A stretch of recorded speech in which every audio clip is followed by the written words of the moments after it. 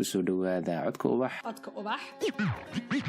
A platform dedicated to discussing ideas that affect our society the most. wacyigelinta, arrimaha suugaanta, Culture, and the voice of storytellers. waa qaybtii 7 kalkii 3.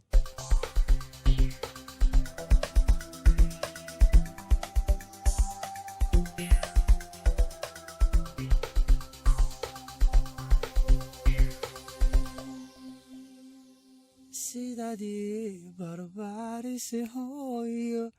keligii may boqrinuune markii aanu soo baxayoonka bini aadan baa kuliistay waxaad beertay ruux nabadeede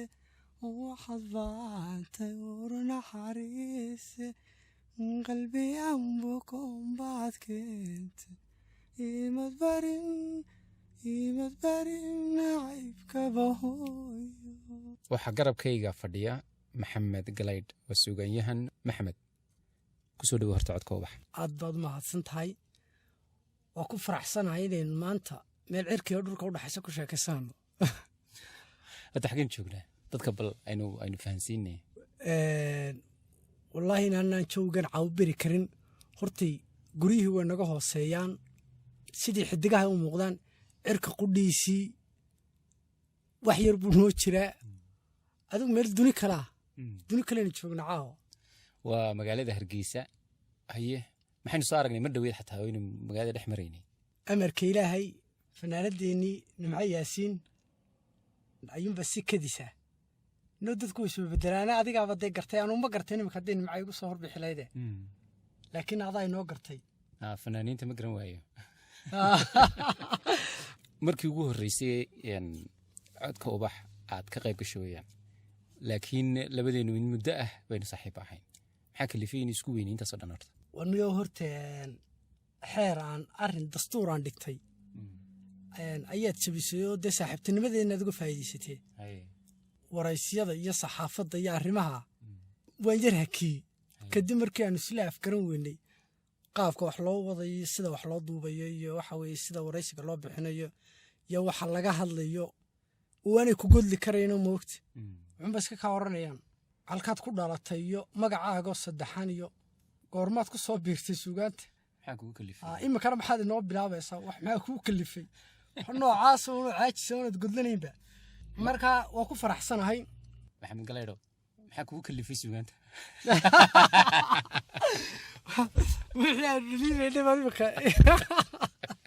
waxaan ku faraxsanahay codka ubax in aanu ahayn waraysi ay tahay wada sheekaysi. absolute. marka adiga laftaada sababaha aad uga qayb galaysaa waa sababahaasaan malaynaya. absolute. marka hakintaadii weli waa halkeedii. ilaa xad. maxamed dad badani way ku yaqaanaan, laakiin in badan baa haddana kugu baratay heestii nimcaan hilaac ee baraarugayo ilbaxay. maxaad ku baraarugtay baas? miyaatama wax baas baa mise wax wanaagsan taa lafteeda yaanan qadiminay. niyo horta bilaadanku maalinba waxba u beeraya sidoo qofka jirkiisa kolba wax ugu kordhayaan ayuunba caqligiisana wax ugu kordhayaan. sida dadka waxa weeye maalinba ina ay kugu soo biirayaan aad u baranayso. marka waxaan u arkaa oo dee in bilaadanka intaa ku soo biiraysa markuu waxa weeye noloshiisa meeluhu ugu fiicnaa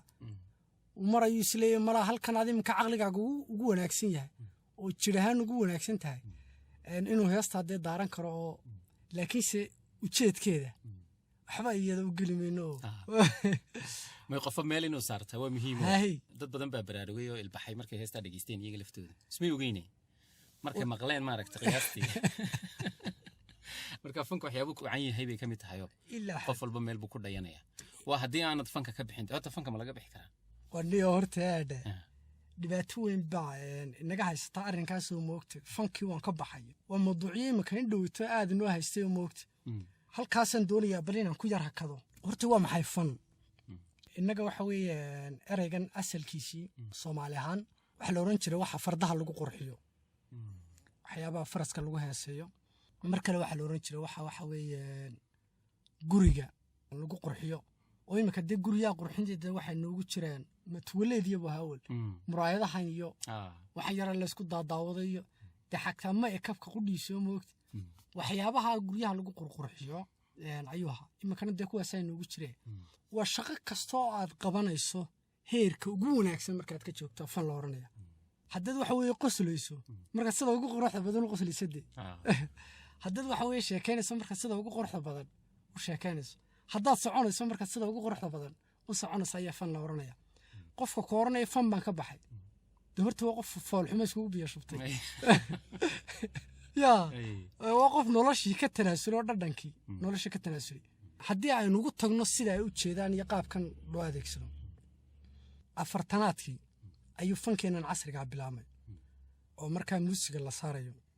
ee lagu dhiiraday in waxa weeye meel laga heeso oo bandhigii la qaban karo xaalad adag buu soo maray oo xataa in cid marti gelisa la waayo maadaama waxa weeye noloshii soomaalida waqtiga ku cusbaa waxa loo arkay dee gaalnimo iyo waxyaabo mashaakil ah maanta qof u baahan mooyaane fankii marxaladaha soo maray ee la shiidayey la cunsuriyeenayey uma baahna in isagaa loo baahan yahay fanku isagaa loo baahan yahay isagu cid uma baahna waxyaabaha runtii ku kalifaya dadkan maaragtay idhaahda dee fankii waan ka baxayo qof baa uu iska saamaleelayaa horta fanku waa akhlaaq wanaagsan intuu iska saamaleelo 3 xesho iska soo jeedo ayuu noloshiiba nacay dhadhankii nolosha ka lumaya 3 ugu yaraan weliba 3 iyo wax ka badan ba dee to dhadhankii baa ka lumaya uu iska sakhraamaya uu iska tumanaya dee fanku waxa xeer maaha kuma jiro dhaqankaagii weeyaan gaarka ahaa maaha fankii deesh marka qofku markuu idhaa fankii waa ka toobad keenay oo ka baxay dee dhaqankiisa xumaan buu ka toobad keenay ee fan kamu toobad keenay fanku waa wax wanaagsan waa akhlaaq wanaagsan isaga mashaakil doonanayo oo u gaara isaga og wuxuu ka toobad keenay hay isaga ogba waxa kale oo jira qofku xilliyo waxa jirta uu iswaayayo fanku maaha inaad mar kasta waxa weeye dee ku dhex jirto imanka maanta oo dhan barka war haddaynu hees 24 saacadood heesun daarano dhadhankii baa ka guuriyay laakiin mar bayna qabanaysaa marka ayna qabanayso inuu ka ciil beelaad inuu dhageysana qofku wuxuu doonayaa inuu 24 saacba ma inuu dhageysto oo fanki uu wado ku dhex jiro taa noloshu inta maaha fanku waa laan kamida dad qofku markuu iswaayo oo suuqi ka yar baxo ayuu oranay xagga ilaahay baa laga haystaaniyo fanki waa ka baxa waxyaabo markaa waa jira ku keenaya qofku inuu saaxadda ka baxo oo tusaalaha inuu cid gaar ah taageero amba ganacsi gaar ah noqdo siyaasad amba ha noqdo qabaayil amba ha noqdo deegaan amba ha noqdo qof gaar uu iska sitabadi uu iska xambaarsanaado waxyaabahaas way keenayaan waayo ummadii ku wada xidhnayd ma wada jeclaysanayaan dee inuu la kala safto dadkiisii waxaa kaloo keenaya inuu wixii badhaysi ka dhigo dabada iskugu qabto 7 quray 5 iyo 6 ku soo wada deynaya qof waa inuu waqti wixii u dhaxaysiiyo muddo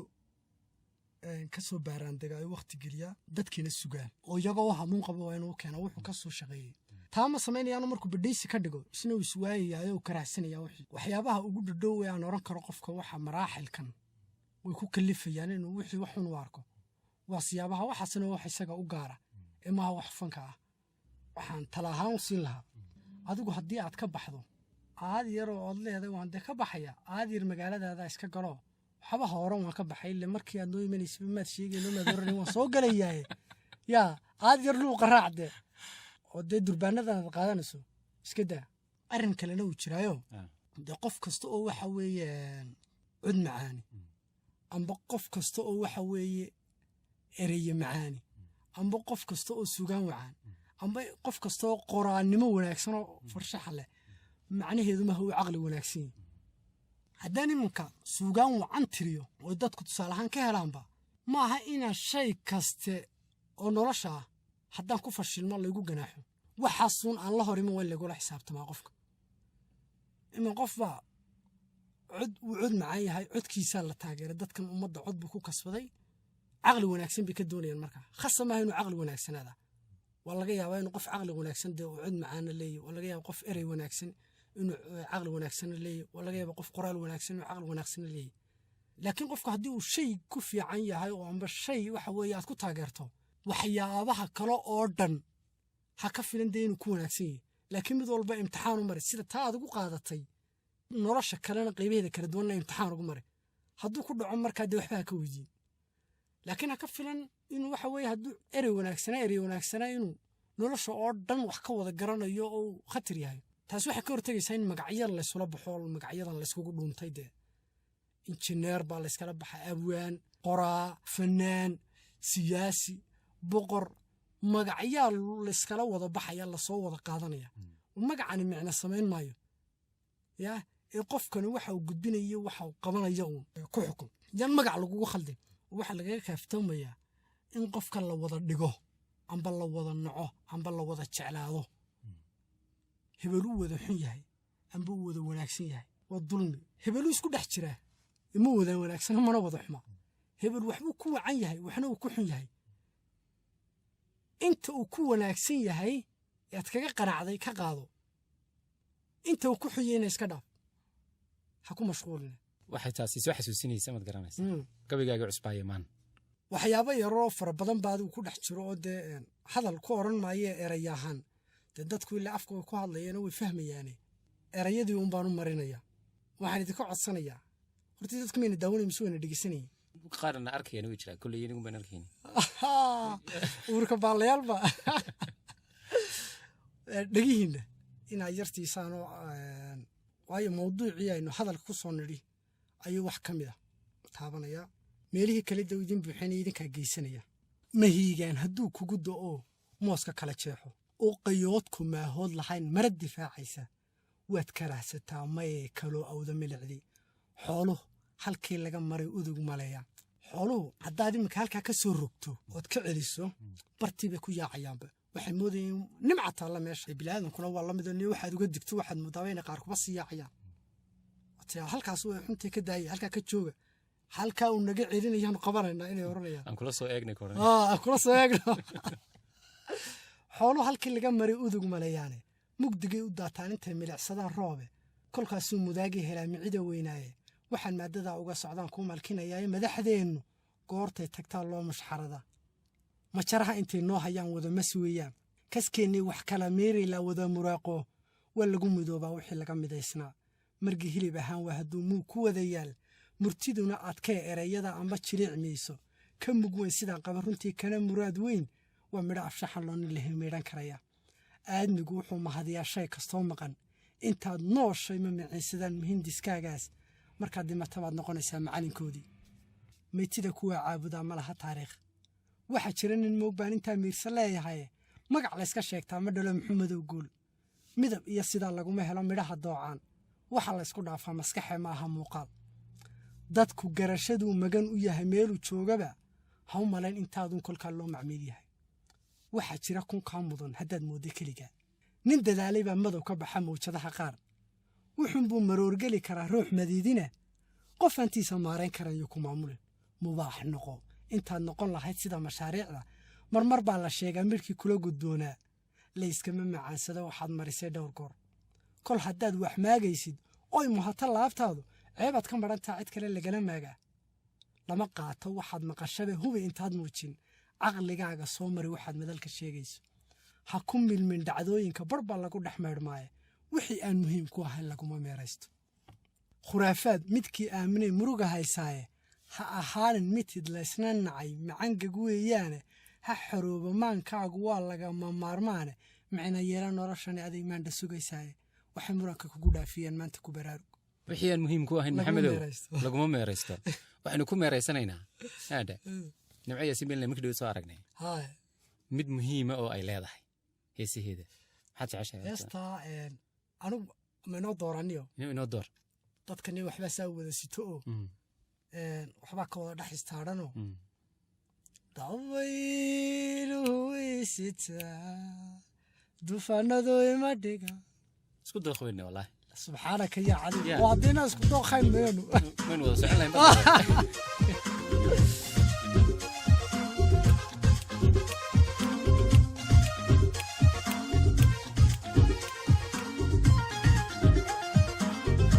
inaynu u shidnay markii dhawey soo maaha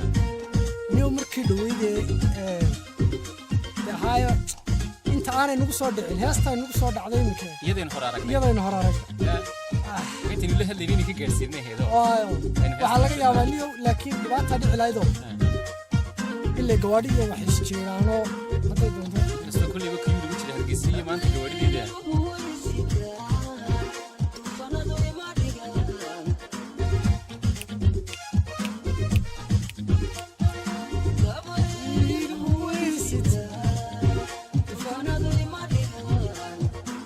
معلومة ولا سودة ستة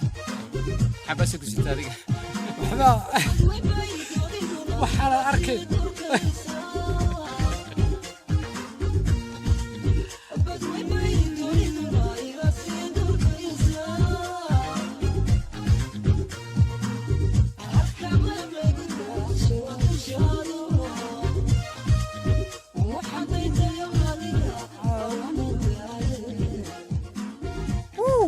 محمد وين كويدينيا qofku markuu kula joogo waxa la dhahay inta badan laguma baraarugsanaado muhiimadiisa sida adigu baad imika sheegaysay ee gabayga maan ku jirta laakiin markuu inta badan uu ka tago wax eed weydo waxaas ya ay dareemaysa waxyaabaha dadka kala geeya sideedaba horta waxa kamid ah cilada ugu weyn ee Soomaali haysata runtaan isu sheegin bamba ku wada sheekaystaan waa ummad is wada khiyaameynaysa oo wax is wada dhuubaysa labada qof ee waxa weey doonayeen inay nolol wadaagaan way is khiyaameynayaan qofku wuxuu qofka kala ka qarinaya xumaantiisa oo dhan waxaanu soo bandhigayaa wanaag aanu lahayn yadda in yar u leeyahayba dabeeto iyada oo saa la isugu muraaqoonayo oo waxa weeye naftiisa wada haysabaha haddii la doono hadhow dee la isla aqalgalaya amba dee la kala teginba haddii la isla aqal galo oo la iskuursadaba dee waxaanay wixii hayn baa ku soo baxaya ila been bay ku soo wada sheekaysteen iyo khiyal oo wuxuma waxaanu ahaa unbaa deeta ka soo hadhaysa xumayntaanu ahaa walla isku diiqadoonayaa dabeeto yaa marka waxaa loo baahan yahay baahidan ku abuuran inay wax kale oo dhadhan u yeelaya samaystaan baa fiican waayo noloshoodii oo dhan dee hawshan ma wadayaan dee marka waxaa loo baahanya waqtiyadan kale firaaqahayaan wixii ay ku buuxsan lahaayeen iminka waa isku soo baxsanayaanoo dabeeto waa kuwa iskaraadsaday dagaal iyo dabeeto waxa weeye furi mushkilad qof waliba baahiyihiisii uu qarsaday kanna waa qarsaday tanna waa qarsatay ummad kale wada dhuumanaysa haddana doonayeen inay nolol wadaagaan ma suurtagelayso waa qofkan qarsanaya xumaantii uu lahaa iyo intii uu lahaa ee wanaaggiisuun xayaysiinaya dee hadhow haddii imaka xumaanta markaad tiraa nin ciladaasaan leeyahay anay igu xidhantay inaan idhahdo nin waa kugu wadan karaa iyo kuguma wadan karo laakiin haddaad waxba iisii sheegin dee hadhow waynu isku qarxaynaa dee adiguna boqolaal ciladoodoo igu soo baxay baa jiro hadda duntaana dee kuu sii sheegin marka guurku waa heshiis wuxuu ku baahan yahay in hadalkana lagu sii heshiisiyo habdhaqanka lagu sii heshiisiyo baahiyaa lagu sii heshiisiyo jacaylkuna uu ballaaran yahay nolosha oo dhan baa waxay ku dhisantay jacayl dee waalidka waad jecesho walaalihii waad jecesho jacaylkaa ballaaran ha laysu soo bandhigo oo ha laysi soo ogaado oo aad ha laysu sii barto yaa laysu dhuuman dee bilaadanku dee isku wada waxa weeye isku wada habdhaqan maaha qofkana deegaankaa saameeya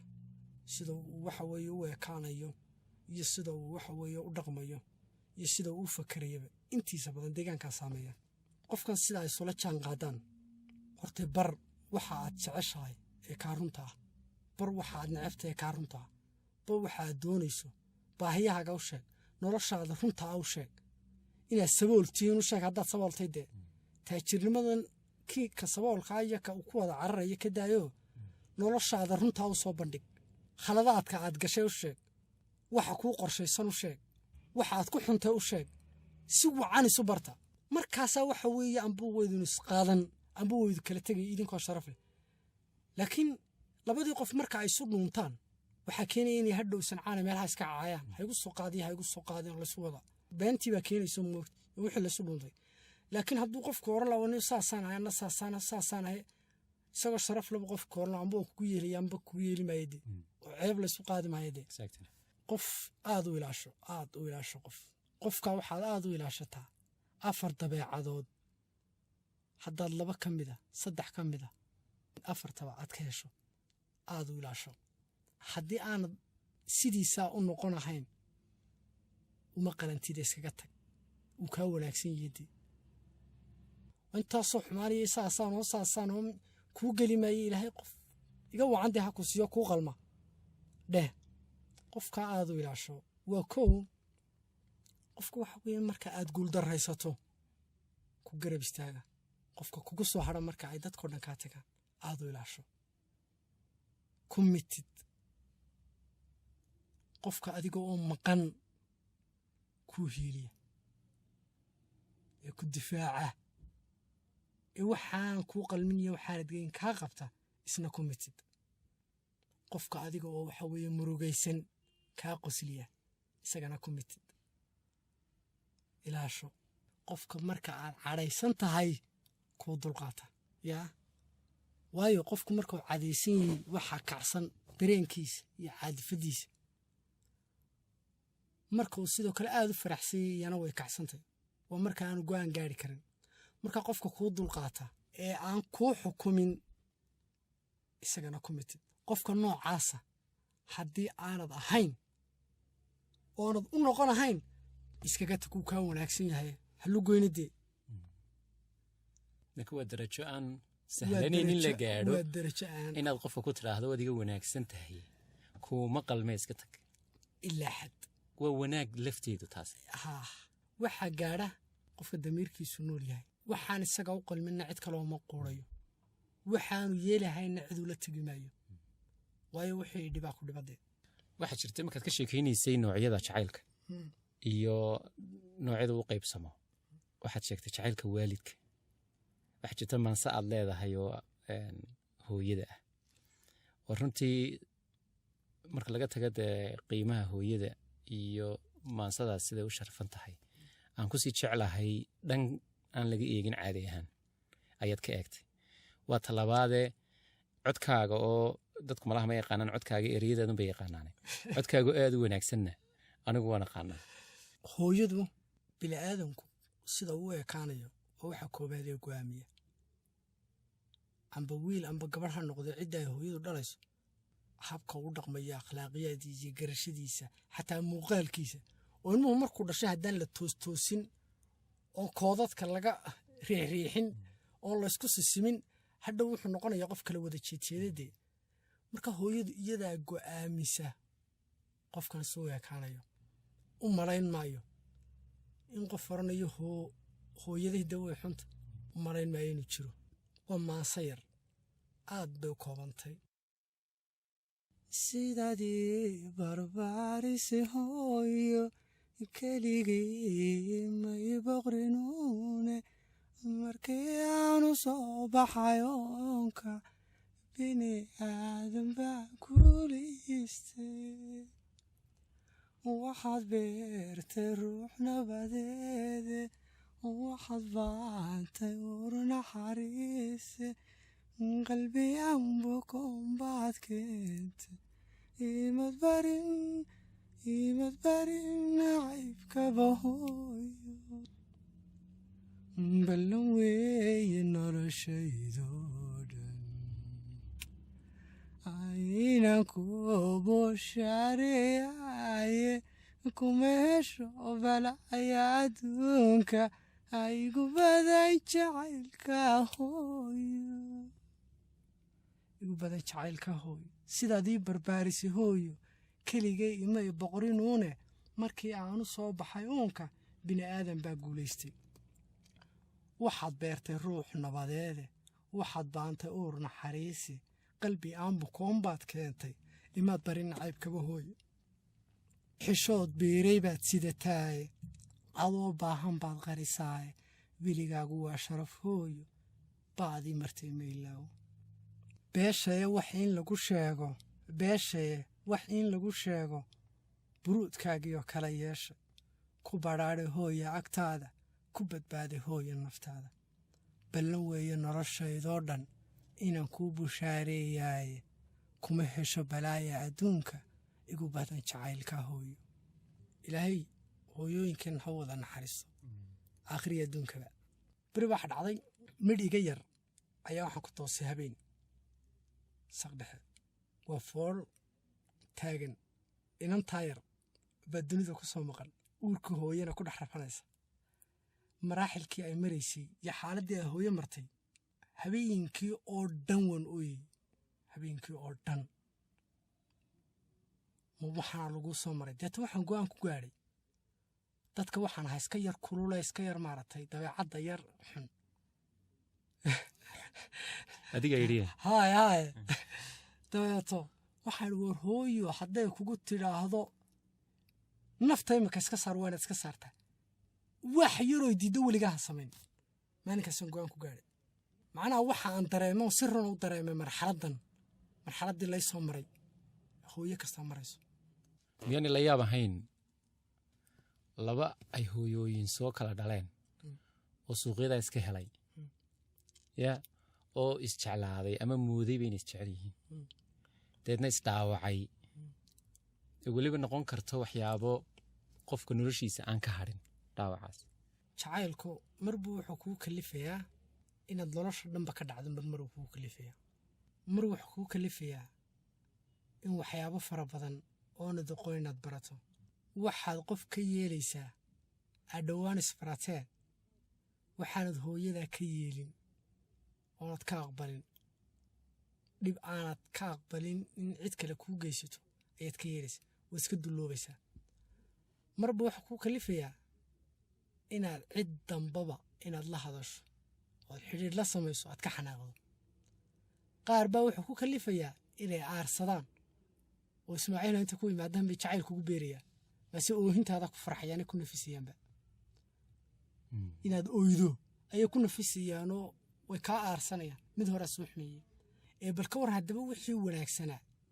ee aad jeclaatay haddii aanu wanaag ugu dhashay aanu iskaga kaa yeelyeelayo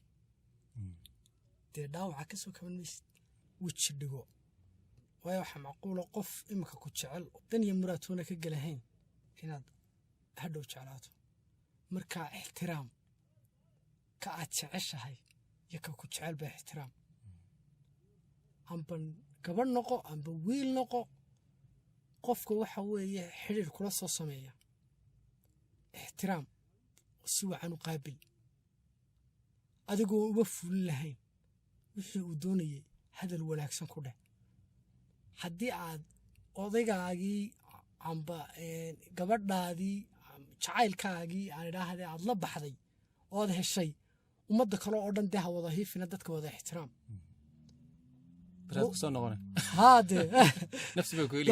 dadkaa ka wada goyn oo qofaa markuu iminka qofkiisii helo uu isiraa qofkaagiibaad de heshay ummaddii kale oo dhan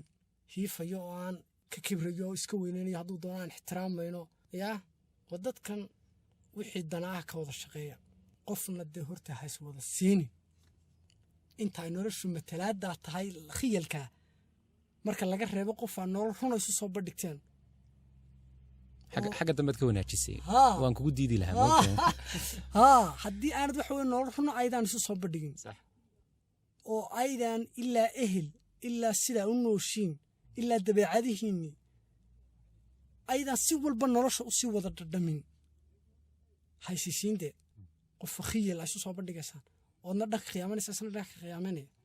waayo wanaag keliya oo lagu soo bandhigay wanaag qura oon xumaanba lahayn in yaroo xumaanina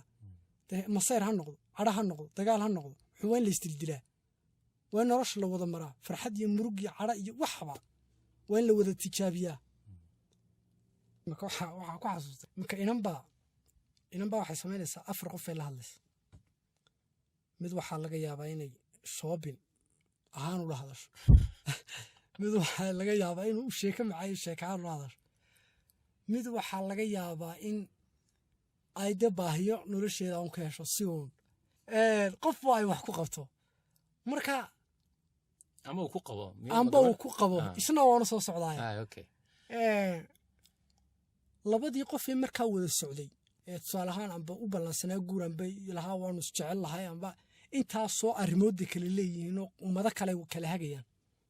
cid kale lama hadlo adigun baan kuu xidhan adun baan kuu dhimanaya adaa sidana adaa khatara dunida iidii baatay yaa howlahan kalena uu kala dabaraya qofkan labadan qof haddaad weydiiso aduu maxaad noloshaada ugu soo bandhig weydaa si runa ugu dhaqmi weyday oo inacayaabuu kooranaya amba waa inacaysa oo waayahe waxaa lagu ilaalinayaa eeg bal haddee waxaa lagu ilaalinayaa khiyal baa lagu ilaalinayaa oo la doonaya hadhow lasu gullo gooyo nolol dhan lagooda wadaagadee waxay ilowsan yihiin markaa waxa tahay oo lagugu naco ayaa ka wanaagsan waxaanad ahayn oo lagugu jeclaado qofku waxa aad tahay ha kugu naco amba ha kugu jeclaado laakiin noloshaada ka run sheeg ciddaadii baad markaa helaysaa run qofkaagii runtahaabaad helaysaa haddaad sidaa noqoto marka horenaba dee qof ay dhab ka tahay waxaan ibaanad ahayn haddii intaasoo qof aad midba mar la hadlaysa dee laaxad sidee dhabkaaga tahay qof baad lu goynaysaaye qof baad wanjalaysaaye ka daadiyey ciyaarta laga yaabaa miskiinadan kala duwan ee dhowrka ee aad la hadlayso ama wiilal ha ahaadaan haddaad inan tahay ama gabdha ha ahaadaan haddaad nin tahay inay keligood yihiinoo ay ku wada aamineen waa kaan leeya war hays wada siin hee hays wada siin qof aanad noloshiisa runtaa ogeyn ood ka shakisan tahay hays wada siin yaa no laakiin markaasoo kale dee way adkaanaysaa inuu qofku kala garto in qofkanuu la hadlaa ay waxani ka dhab tahay iyo inay dee markaa dee ilaahay hu sahlun weyaan qofkaase si kale laakiin uu ku garan karaa way adkaanaysaa siyaabo yaroo waxa weeyaan dhow baad ku ogaan kartaa qofkan inuu ku jeceliyey horena waynu soo sheegnay 4 qodob mid ka mid ah amba 2 ka mid ah 4tii qodob aynu soo sheegnay haddii uu qofkani leeyahay waa qof u qalma inaad waxa weeye jeclaato haddii aad intaa ka weydo maaha waa xaraabays qofka aad jeceshahay waxaad jeclaanaysaa dharka uu xidhan yahay midabka uu xidhan yahay nambarkuu sito 433 hadduu ka bilaabmo 444 hadduu ka bilaabmo ilaa lambarkaad jeclaanaysaa ilaa asxaabtiisaad jeclaanaysaa waddada uu maraad jeclaanaysaa huriyaa odhanaya gurigaad ku abaabtaan naxariis ku eega ilaa magaalada degantahay baad ku wareegaysaa marmarka qaar ba haddaad yaala iskuul tahay amba jaamacad tahay kursigaa fadhiday baad jeclaanaysa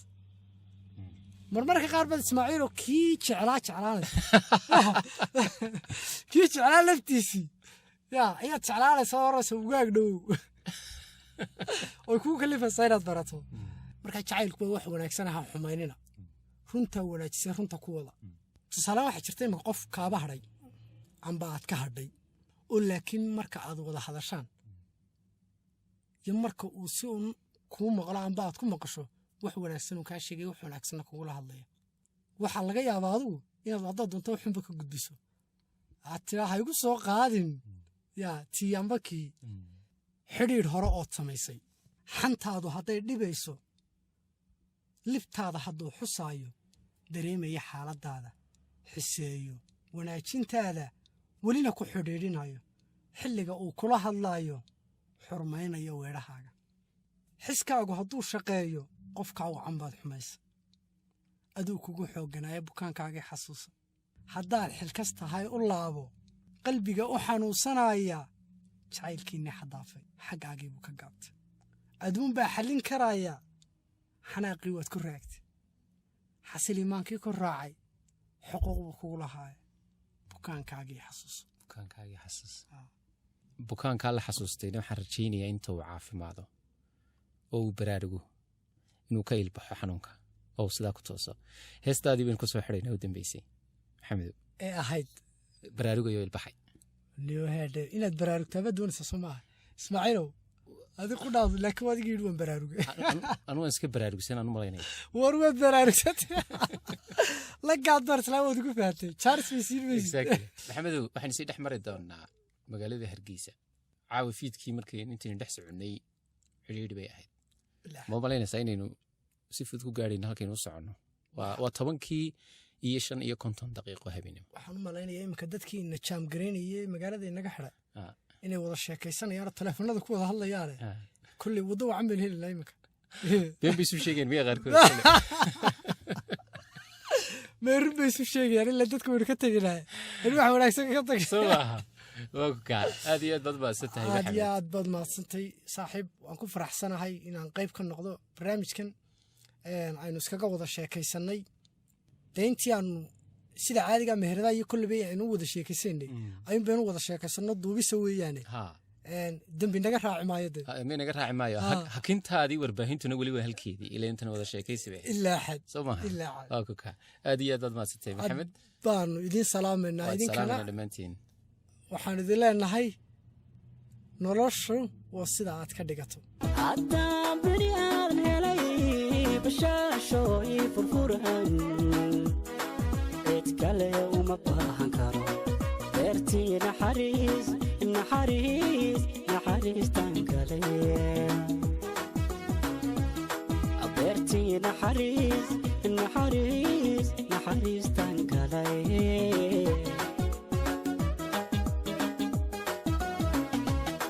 haddaan boqol jeer farxaye boqoraanidii dunidaydii haddaan boqol jeer farxaye boqoraanidii dunidaydii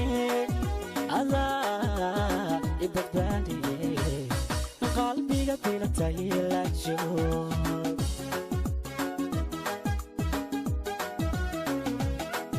haddaan boqol jeer farxaye